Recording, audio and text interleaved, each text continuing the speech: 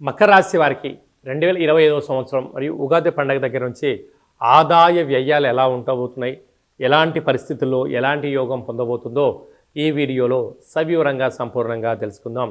మకర రాశిలో ఏ నక్షత్రాలు వస్తాయనగా ఉత్తరాషాఢ నక్షత్రంలోని 2, 3, 4 పాదాలు, శ్రవణ నక్షత్రంలోని 4 పాదాలు, ధనిష్ఠా నక్షత్రంలోని 1, 2 పాదాలు కలిపితే మకర రాశి. చాలామందికి పుట్టినటువంటి కాల సమయంలో డేట్ ఆఫ్ బర్త్లు లేనటువంటి కారణం వలన పేరు యొక్క మొదటి అక్షరాన్ని అనుసరిస్తూ ఆ రాశిని తెలుసుకునే ప్రయత్నం చేద్దాం.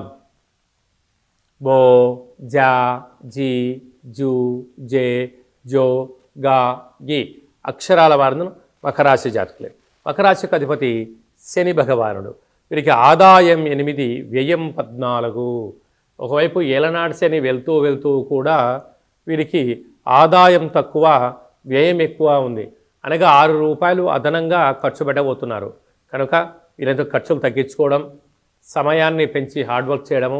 అంటే మనకి ఏమని చెప్పిందంటే సోమరితనంగా ఉండొద్దు, స్థిరచరాస్తులను పోగొట్టుకోవద్దు, సమయానికి తిండి, సమయానికి నిద్ర, సమయానికి తగు వ్యాయామం చేయడం వలన ఖర్చులు నివారించుకునే పరిస్థితి ఉంటుంది. వీలైనంత వరకు అప్రమత్తంగా ఉండండి. అప్పులు ఇవ్వద్దు, అప్పులు తెచ్చుకోవద్దు, గొప్పలకు వెళ్ళొద్దు, ఆర్భాటాలకు వెళ్ళొద్దు, అపోహలకు దూరంగా ఉండండి.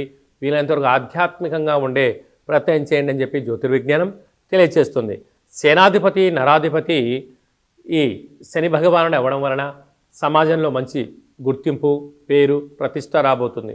గత 7.5 సంవత్సరంగా ఎదురు చూస్తూ ఉండబడినటువంటి ఏళ్ళనాటి శని సంపూర్ణంగా వెళ్ళిపోవడం వీరికి మకర రాశి వారికి ఓ పెద్ద వరం అని భావించగలగాలి. ఈ వీడియో మీరు చూస్తున్నారు అన్నట్లయితేనే కాళభైరవ స్వామి యొక్క స్మరణ, దీపము అవసరం అని చెప్పి గుర్తుపెట్టుకోగలగాలి. కష్టాల కాల సమయంలో కాళభైరవ స్వామి స్మరణ, ధ్యానము, పుష్పణ దీపాన్ని ఉంచి దాన్ని ప్రవహించే నీటిలో వేయడం వలన కష్టాలకు పులుస్టాలు చెప్పి ఐశ్వర్యానికి, ఆనందానికి స్వాగతం పలకబోతున్నారు అని చెప్పి గుర్తుపెట్టుకోగలగాలి.